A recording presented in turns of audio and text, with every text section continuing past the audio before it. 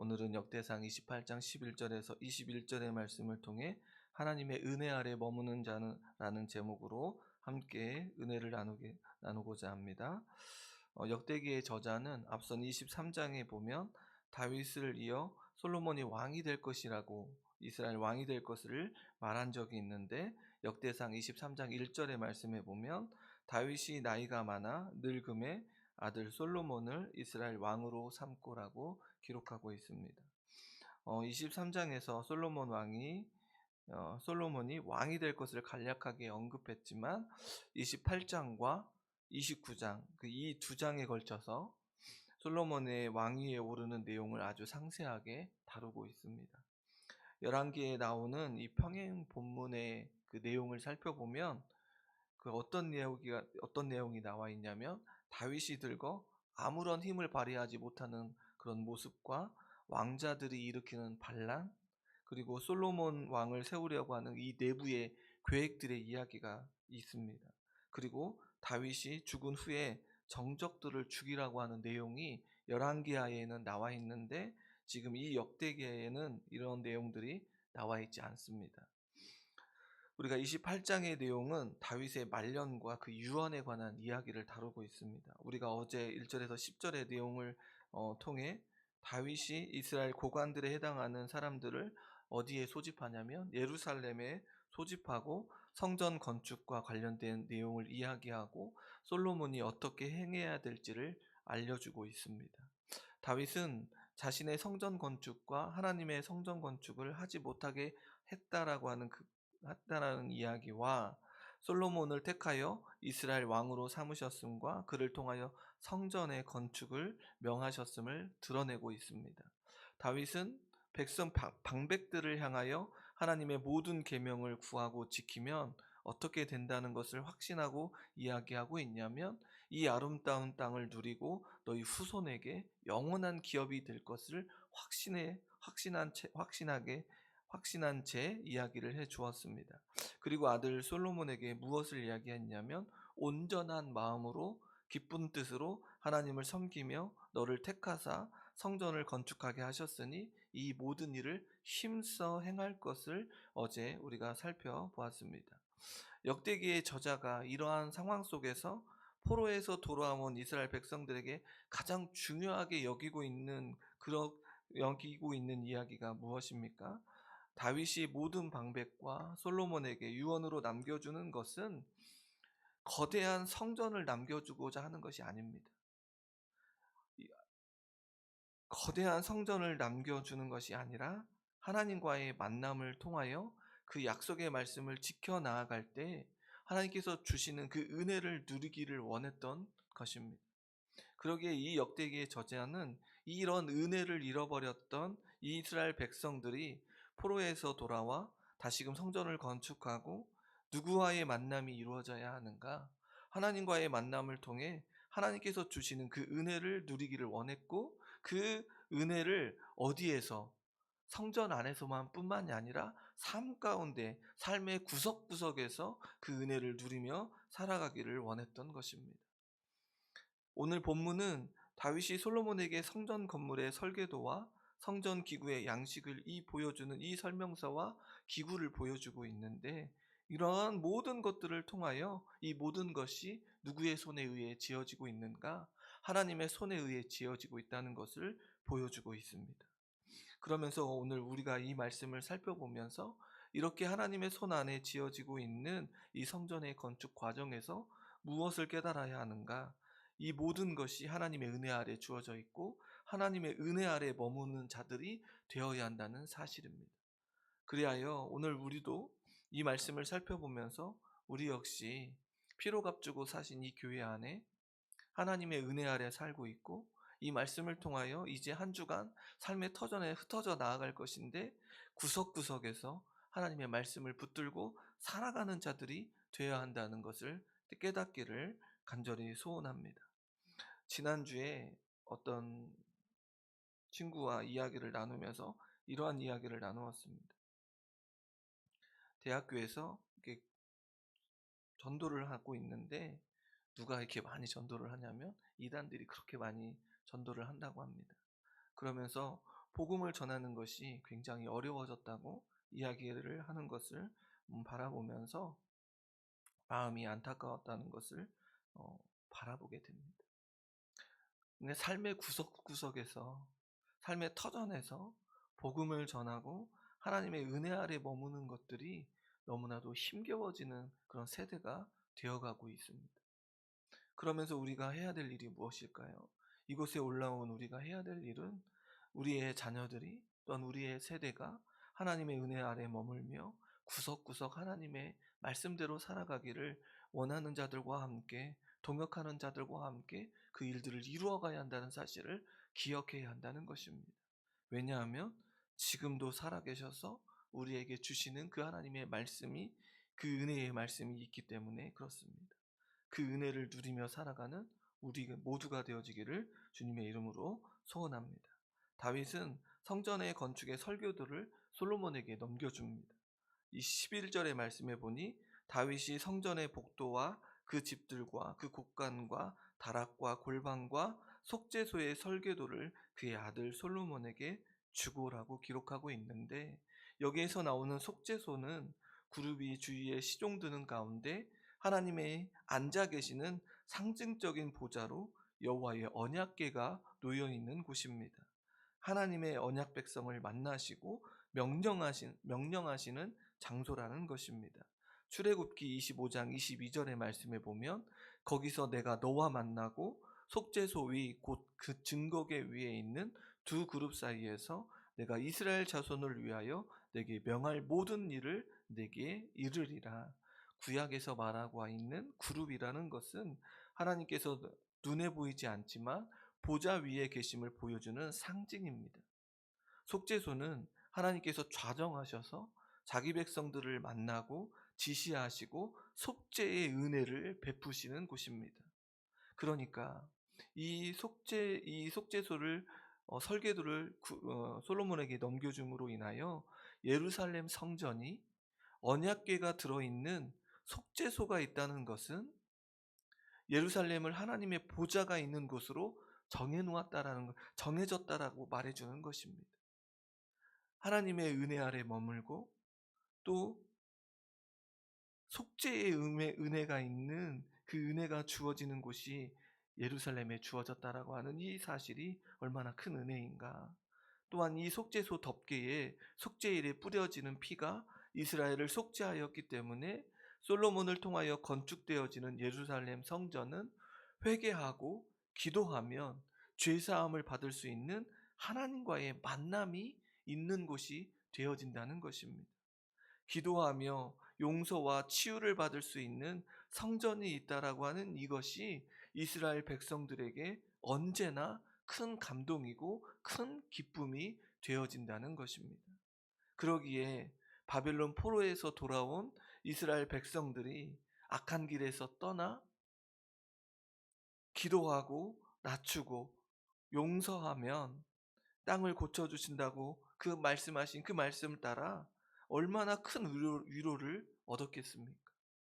우리가 예수 그리스도의 십자가의 은혜의 피를 힘입어 하나님 앞에 올라와 기도하며 나아갈 때 우리의 모든 죄가 사해지고 다시금 힘을 얻어 하나님께 영광 올려드리는 삶을 살아갈 수 있다라고 하는 이 사실이 우리에게 얼마나 큰 감동과 큰 은혜가 되어진다는 사실을 우리가 너무나도 잘 알고 있는 것 아니겠습니까?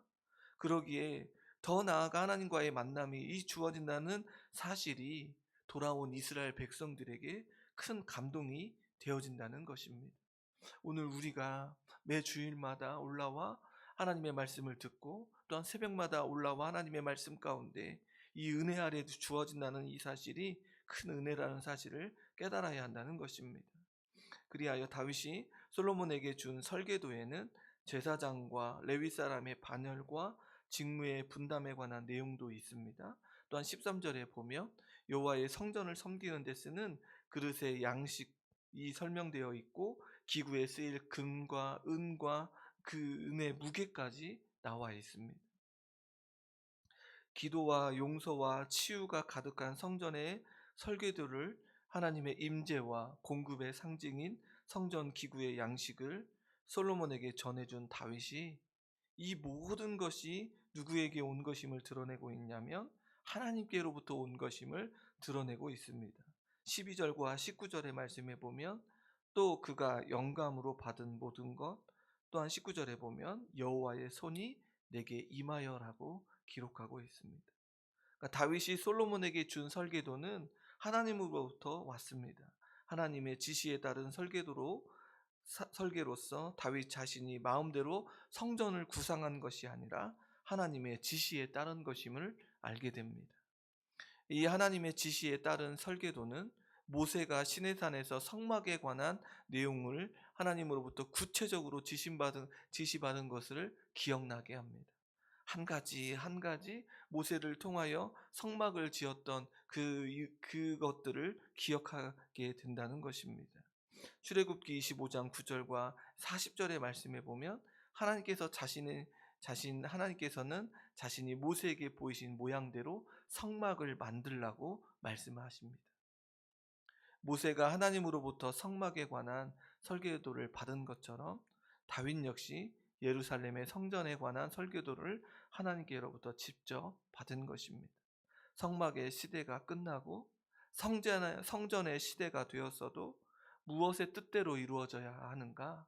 하나님의 뜻대로 이루어져야 한다는 사실을 보여주고 있고, 이 시대에도 여전히 우리가 교회의 시대를 살고 있을 때에도 이 교회가 하나님의 뜻대로 주어지고 하나님의 말씀 따라 이루어져야 한다는 사실을 우리는 주목해야 한다는 것입니다.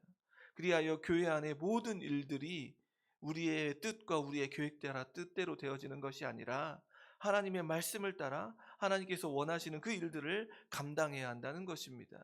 그러기 위하여 하나님의 뜻을 알기 위하여 얼마나 기도해야 되는지를 우리는 분명하게 알게 되어진다는 것입니다.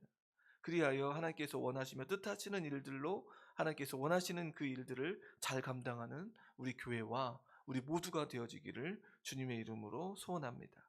다윗은 이렇듯 하나님께로부터 주어진 성전의 설교들을 받은 솔로몬에게 이야기를 하고 있는데, 20절의 말씀해 보니 너는 강하고 담대하게 이 일을 행하라. 두려워하지 말며 놀라지 말라. 내가 여호와의 성전 공사의 모든 일을 마치기까지 여호와 하나님 나의 하나님이 너와 함께 계시사 내게서 떠나지 아니하시고 너를 버리지 아니하시리라. 다윗은 성전을 지어 나아갈 때 어려움이 있음을 예상하고 있습니다. 반드시 어려움이 있을 것입니다. 우리의 인생 가운데서 어려움이 있고 교회를 세워 나아가고 교회를 지켜 나아갈 때 어려움이 있습니다. 그러함에도 불구하고 하나님께서 지금 무엇을 얘기하고 계십니까? 성전의 건축이 완성될 것임을 확신하고 있습니다. 이 교회가 우리의 삶이 하나님께서 함께하여 주시고 인도하여 주실 것을 확신해야 한다는 것입니다. 왜냐하면 하나님께서 다윗을 이어 솔로몬 왕을 세우셨기 때문에 그렇고, 우리를 위하여 예수 그리스도를 보내어 주셔서 피로 값주고 사신 이 교회가 얼마나 큰 은혜를 누리는 곳인지를 알기 때문에 그렇습니다. 그러기에 하나님의 뜻을 신실하게 행할 것을 솔로몬에게 당부하고 있습니다. 그러면 우리는 이 교회를 향하여 우리는 누구에게 이 당부를 해야 할까요? 우리가 지금 키워나가고 있는 다음 세대에게 하나님의 약속의 말씀을 담대하게 전하고 당부해야 한다는 것입니다. 피로 값주고 사신 이 교회 안에 하나님께서 원하시며 뜻하시는 일이 무엇인지를 밝히 보여주어야 되지 않겠습니까? 이 일을 우리가 감당해야 됩니다. 이 일을 끝까지 완수해야 한다는 것입니다. 그러기 위해 기도하는 이 자리가 얼마나 귀한 자리인지를 깨닫기를 소망합니다. 그뿐만 아니라 그 일에 돕는 사람들이 있을 것이라고 말해줍니다. 21절에 제사장과 레위 사람들이 하나님의 성전의 모든 공사를 도울 것이고, 유능한 기술자들이 기쁜 마음으로 함께할 것이고, 모든 지휘관과 백성이 따를 것입니다. 그들은 성전을 건축하는 일이 하나님의 뜻임을 알고 있기에 기꺼이 동참하여 도울 것입니다. 성도님 여러분, 우리도 하나님께서 동역자들을 붙여주실 것입니다. 그러기에 힘써 기도하며 교회를 위하여 애써 나아가는 사랑하는 자들을 격려하고 동역자들을 붙여달라고 기도하는 우리 모두가 되어지기를 또한 소원합니다. 저자는 다윗이 성전의 건축 과정을 바라보면서 이 모든 일들의 과정은 사람의 손으로 이루어진 것이 아니라 하나님의 손으로 이루어지고 있음을 말해주고 있습니다. 그러면서 포로에서 돌아온 이스라엘 백성들에게 말해주고 싶은 것이 무엇입니까? 하나님께 돌아와 회개하며 간구하며 나아갈 때 하나님께서 반드시 그 하나님의 공의와 자비와 긍휼로 그들을 인도해 주실 것이라는 사실, 다시금 하나님의 은혜 아래 머물게 된다는 사실을 밝히 보여주고 있다는 것입니다. 하나님께서는 성전을 건축하고 성전 안에 있는 모든 것들을 하나님의 손에 의해 지어지게 하는 것을 통하여 다윗과의 약속을 지키시고 이행하실 것을 보여주고 있습니다. 저자는 포로에서 돌아온 이스라엘 백성들이 이 약속의 말씀을 알고 있다는 것입니다. 이 다윗과의 약속을 지키시고 성전을 건축했던 이 약속을 이스라엘 백성들이 알고 있다는 것입니다. 그러기에 너희들 역시 돌아온 너희들이 하나님의 말씀을 깨닫고 하나님과의 다시금 회복하며 나아갈 때 하나님과의 만남을 통하여 무너져 있던 모든 것들을 회복해 하실 것이라는 사실을 강력하게 이야기하고 있다는 것입니다. 성도님 여러분, 이 은혜 아래 우리도 머물기를 원합니다. 예수 그리스도의 피로 값주고 사신 교회를 통하여 하나님과의 만남이 주어짐이 얼마나 큰 은혜인지를 깨닫기를 원합니다. 단 한 걸음도 하나님 앞에 나아갈 수 없는 우리의 존재가 예수 그리스도의 피로 값주고 사신 그 은혜 아래 하나님께 나아가는 복을 누리지 않았습니까? 이 은혜가 이 교회를 통하여 주어졌다는 사실을 다시 한번 깨닫기를 원합니다.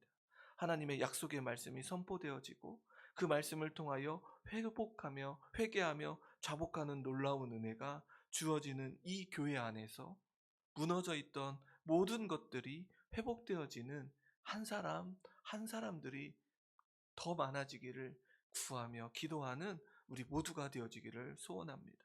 한 주간 삶의 터전에서 한 주간 살아가는 삶의 터전에서 우리가 바라봐야 할 것은 하나님과의 만남 속에서 주어지는 그 은혜 아래 살아가야 하고 그 은혜 아래 우리의 삶의 구석구석에서 그 하나님의 약속의 말씀을 붙들고 살아갈 때 주어지는 그 은혜가 무엇인지를 우리 후대에게 또 사랑하는 자들에게 전해주는 그런 복된 자들이 다 되어지기를 주님의 이름으로 소원합니다.